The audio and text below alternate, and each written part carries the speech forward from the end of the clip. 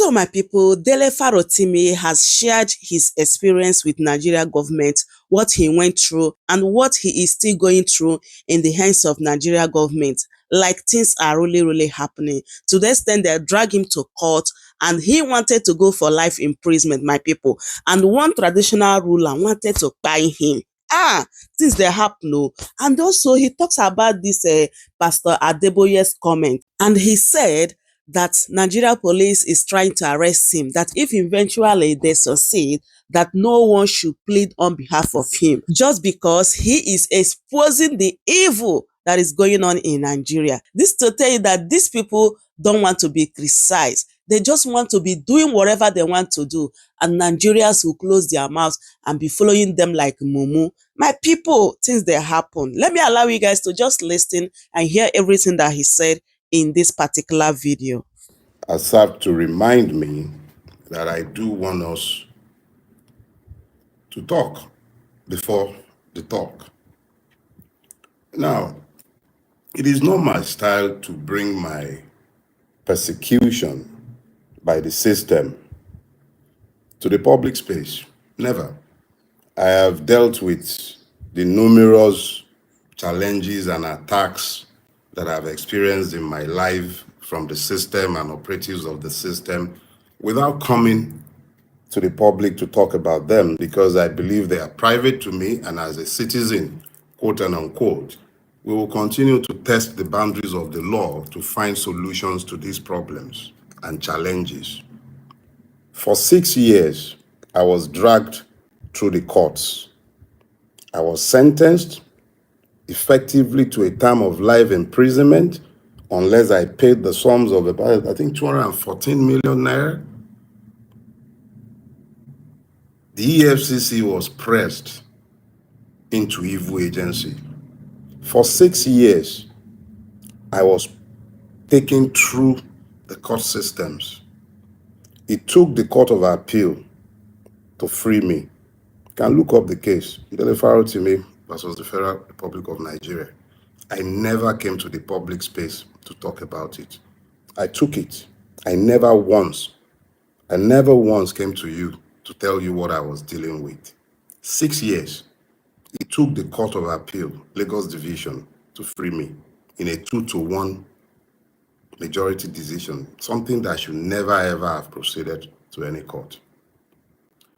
I suffered the betrayal of one of the gods of men in this town, left wounded, grievously wounded on the battlefield.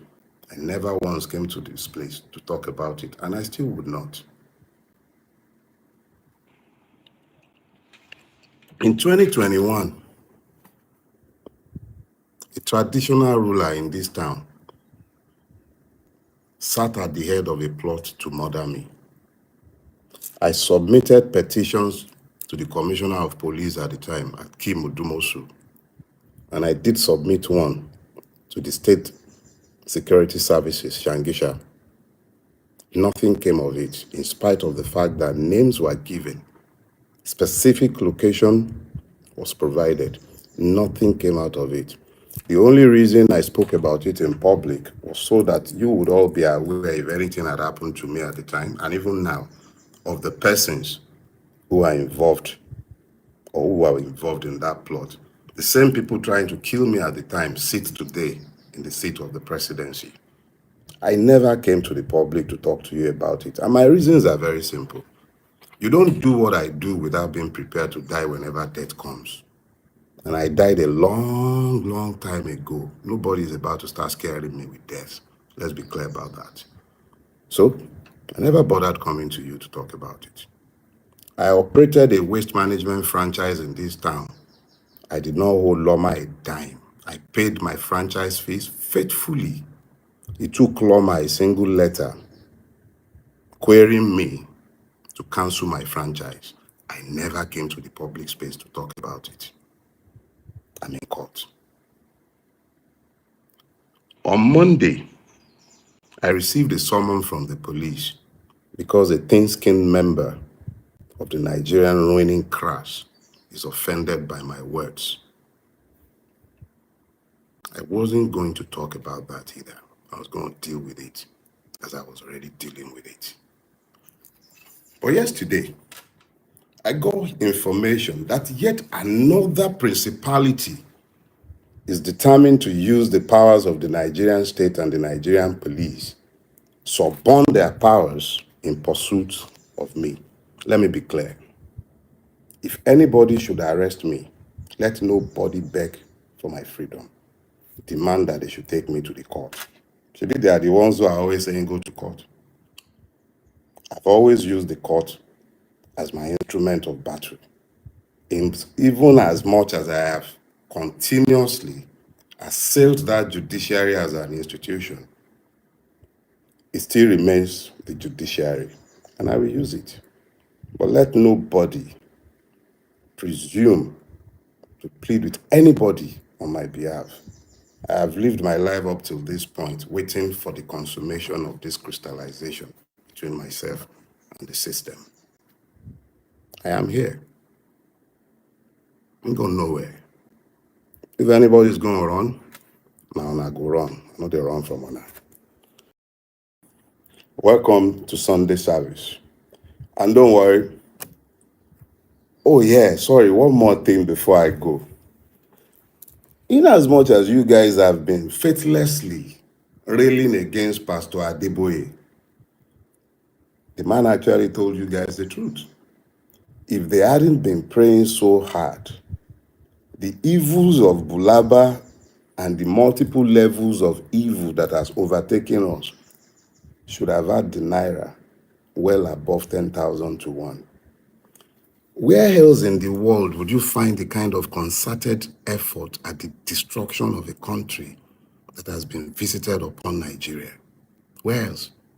So yeah, maybe the only reason you guys are pissed off with him, which is why I'm pissed off with him myself, is that instead of telling us about the efficacy of the prayers that have been said to avert the looming catastrophe over Nigeria, perhaps they should also talk about rulers being righteous, doing the right thing. That's what I'm going to say on the subject. So let's talk about today. Boju Boju, a game of masquerades. Boju Boju. If you're a Yoruba person, you recognize the word. Boju Boju, Oloro Mbo, Shekin Shi. You remember it, right? For those of you who aren't Yoruba, Boju Boju is essentially the words we Yoruba use in the game of hide and seek. When we're busy playing hide and seek. Back in the days when there weren't, you didn't have internet, we used to have to wait for NTA to come online around 4:35 in the evening. And before then, if you switched on the TV, it was just going to be offering you horizontal lines and then some music as well, funny, Beethoven and all the rest of them. So back in those days, children were inventive and we were quite physical in the way we played. And one of the games we played was the hide and seek that every other child, everywhere in the world, everybody played it, but we had our own variants. Boju Boju, Olorumbo, Shaking She. But what is Boju Boju and what is the relevance of Boju Boju? It is a game of pretense. We pretend to search for ourselves. You only had so much space within which you could have hidden yourself. But the person who is looking to catch the person who would now be the one who has to play the seeker. We all pretended that we didn't know where this or that person were. You added to the fun. But the Boju Boju I want to talk about today is more the Boju Boju of masks, the numerous masks that we all wear. You understand? The masks that we wear in all of our spaces. We are forced to pretend that things are normal. We are forced to pretend that we are normal.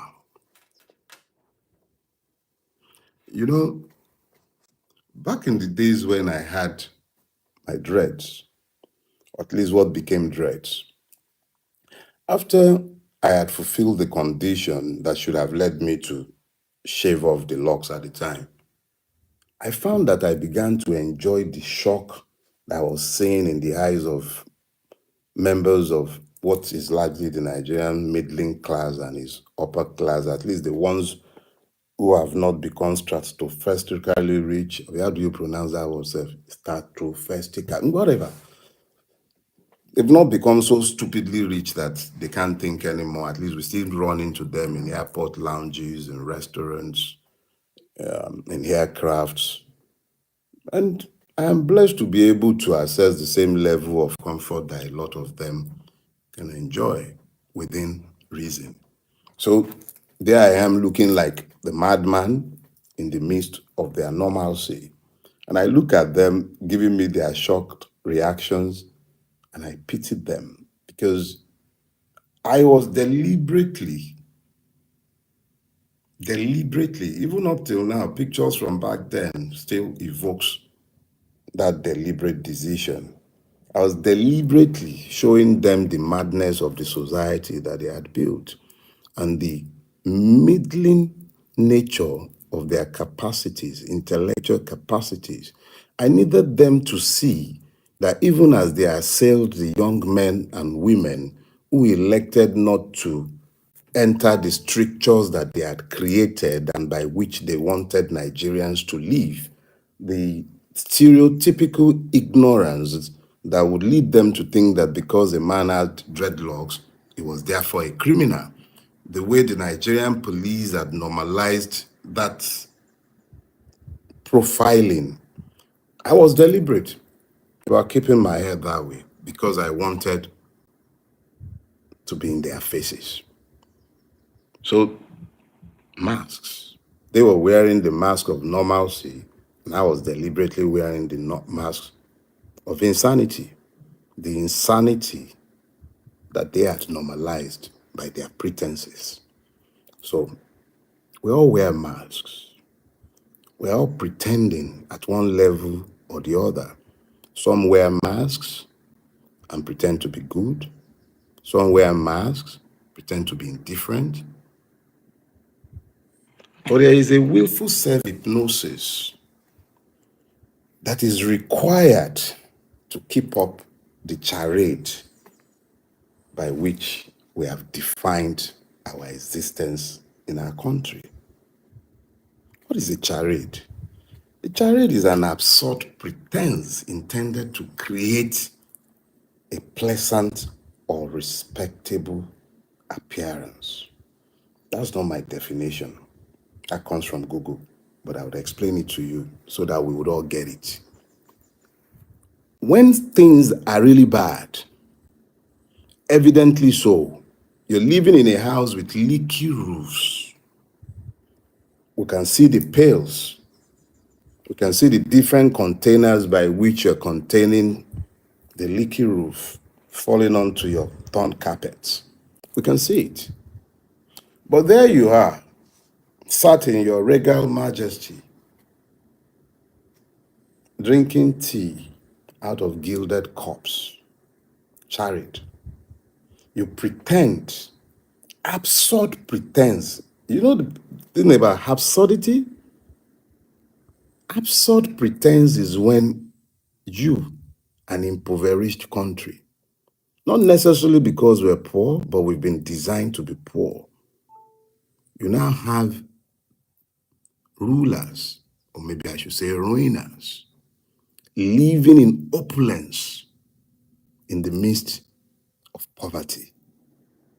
Chariot. Who are you fooling? Look, when you talk about chariots, you're talking about a farce, something that is fake. Let me show you a fake one. The governor of Zamfara, he was the first person with whom I saw the new BMW. But there are several Zamfara students made known to us thanks to Bello Garadanchi, who are living in squalor in Cyprus because the government sent them there and then refused to pay on their scholarship. But the same governor is able to buy the most opulent of cars, chariot, absurd chariots, absurd in the extreme.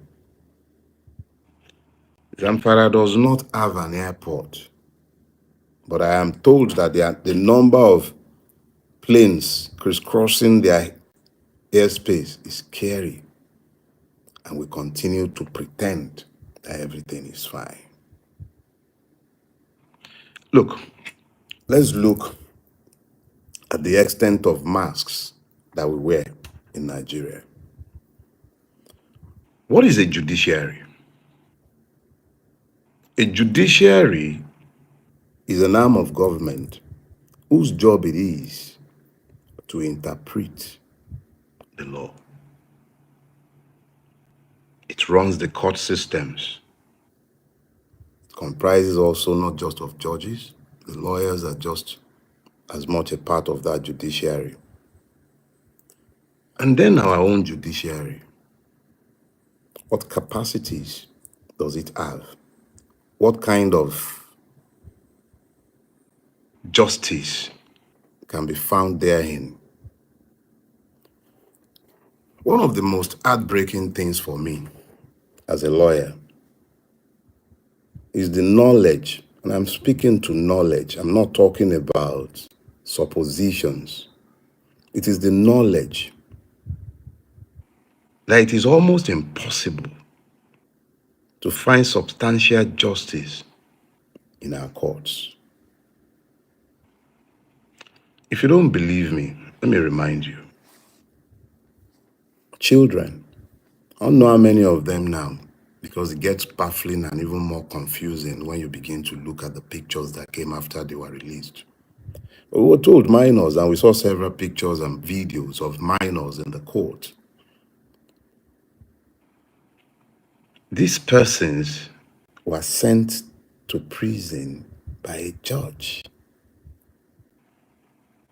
They were awaiting trial for 93 days, I believe, in a country with a judicial system. When they were granted bail in the sum of 10 million naira. It was two shorties, underage children. The judge could see that, and that was justice to him. And then the president, through the attorney general, jumped on it, and by executive fiat, trial was stopped. They were freed. And all of a sudden, we're having parties to celebrate that the government and the judicial system abdicated their responsibilities to those who thought themselves to be citizens. Where were the mullahs in the north? All the voices that claims to represent Arewa, where were they? Silent. But if it was somebody supposedly blaspheming, they all begin to have add-ons.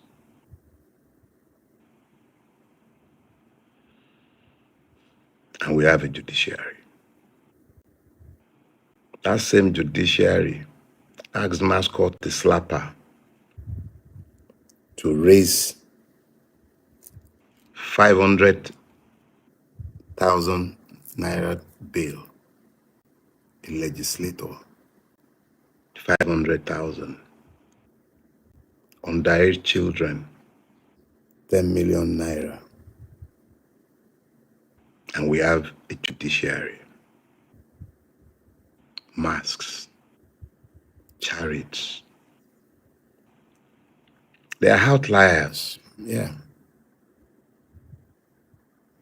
There are good men out there, even within the judiciary, I agree. But what's the ratio? We have to assess an institution, not persons. The speed with which rich men and politicians, the speed of justice or injustice that they are able to assess compared to the poor. Exactly where lies the hope of the common man? All right, so we have legislators. What's the legislative arm intended to do? In every society, they're the ones empowered to make laws. But the laws are meant for the good of the people. The good of the people. Those are the ones that are meant to make laws for the good of the people. Appropriate money for the good of the people. But what good have they done? It took them less than 48 hours or thereabout to change the national anthem. But what else have they ever done with speed in the interest of the people? And we have a legislative arm of government. It holds nobody responsible for anything. It is more focused on constituency projects. They were offering mics. And we have a legislative arm. And let me tell you, this has very little to do with party affiliation, with ethnicity, with religion. They are one and the same in that house. The only time you ever hear any argument of any substance is when they are quarreling over loot. At every other time, they are less bothered about the plight of the Nigerian. And yes, we have legislators. Do you know who I am? Look at these rats. I can make you disappear.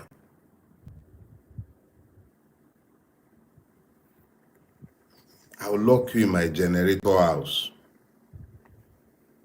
Those are your legislators.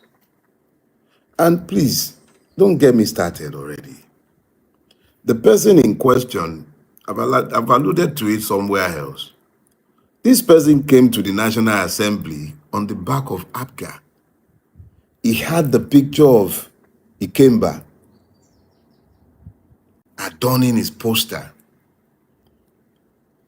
He must be one of those who will speak to the marginalization of Ndi Igbo. Grievance politics has meant that a whole suite of people have worn masks, pretending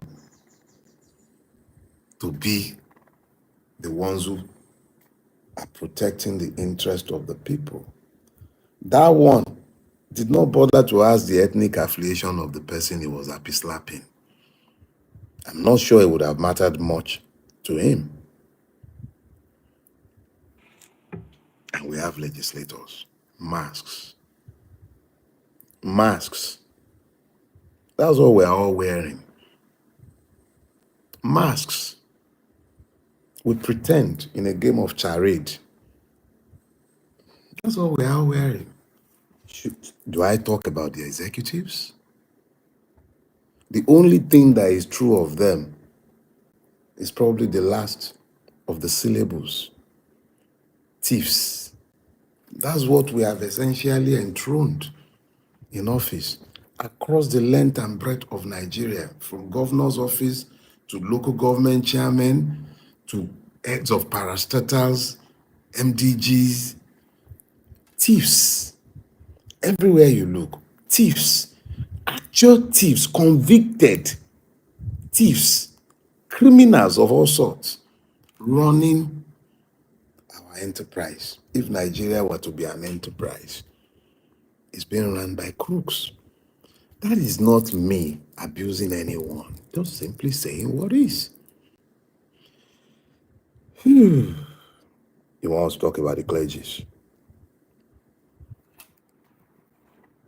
We should talk about the clergies. Problem is, there is nothing to talk about. there is nothing to talk about. The only time you hear the voice of Nigerian pastors and imams is when they either they are preaching hatred or they are preaching prosperity. That is the only time you hear about them, whether they are Muslims or Christian. Okay, so if you want to break it down, let's put it this way. The Christian ones are intent on preaching ignorance. They don't seek to liberate the people with the word.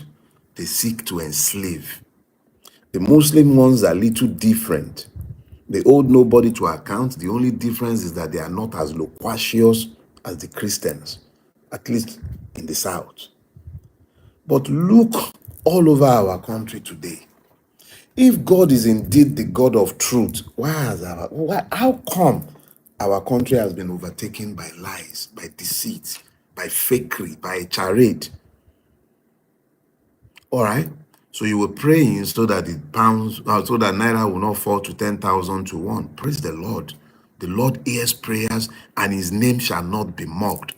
Pastor Adeboye is completely correct. If they hadn't been praying, if God had not been merciful, this country should have collapsed. I spoke with friends within the system and they were telling me how almost impossible it was to pay salaries within the federal government at some point last year. So yes, Nigeria should have collapsed. And yes, everything has been done to destroy the currency. Emefiele substantially destroyed the naira under the watch of Abacha and of Buhari. The APC, almost everybody who is in government today was part and parcel of that destruction. What has the clergy ever said about that beyond praying about it? It's not enough to pray. Did prayer build the redeemed camp? Yes, but you worked. Angels didn't come down to build any part of that beautiful city that you have built out of a jungle. Where is the place of works? Where is the place of righteousness exalting a country? How many words have been spoken in rebuke of the evil that has overtaken our country, either by Muslim clerics or by Christian clerics? How many? Just how many? The other day, thanks again to Bello, we got to know that those they considered senior clerics were given a certain sum, lower clerics were given a certain sum because they went to Aso Rock to go and see Bulaba. Listen, of exactly what use is the clergy in a country that is apparently overtaken by so much evil? Look,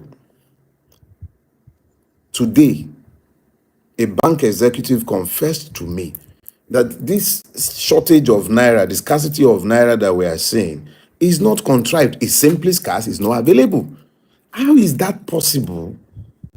Even if you say you are transiting to electronic banking, it's not the same as saying that there simply isn't any cash available within the banking industry if you are not deliberately and willfully attacking and seeking to destroy your own currency. Who does the kind of things that have been done in Nigeria if the government is not deliberate about wanting to destroy the economic base of a country? Whilst we are busy praying against the devaluation, have you said anything about this? It's not. Let's talk about the citizens. Now, here's the thing. We're playing a game of chariot. It's a game of pretense. We've already confirmed that our judiciary is not behaving the way a judiciary should behave. Confirmed. We've also agreed that the legislators are more or less looters. The executives are actually thieves. The clergy, largely complicit. We, the citizens, quote and unquote, who are actually the victims, playing to be citizens. You get it? You, me, we are victims. We pretend because we are told that we are citizens. Some of us are aware, and because we are aware, Well, I am very, very much aware of my victimhood, because I cannot be anything but a victim in a country where the judiciary is as hopelessly compromised as our own is, where the legislators are essentially looters, where the executives, and when I say executive, stop thinking only about your governor. Part of the executive is your police. Part of the executive is your custom. Each and every one of the civil servants you are looking at are part and parcel of the executive. It's not just about Tinubu and your governors. It's about the chairman of that parastatal. It's about the MD of that water corporation. It's about each and every one of you who sit in government offices. That is the executive. So we, the victims, who believe ourselves to be citizens, what kind of masks are we wearing? Exactly what kind of mask are we wearing? Don't forget, it is these same victims, quote and unquote, citizens, who peoples the judiciary. They are the ones you find in the legislature, in the legislative houses. They are the ones you find executives. So we are all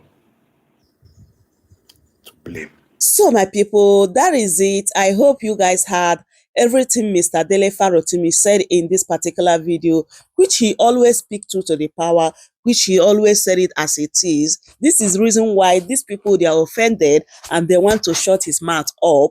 But Almighty God will continue to strengthen him and protect him. So as I make, I bring this update to you guys, and I hope you truly enjoy watching. Please don't forget to subscribe if today is your first time here, and also turn on the post notification so that anytime I upload a new video, you'll be notified. Don't forget to give me a thumbs up and share the video as well. Thank you everyone for watching, and I will see you guys in my next update. Goodbye for now. Welcome to Shamra Senior Steve.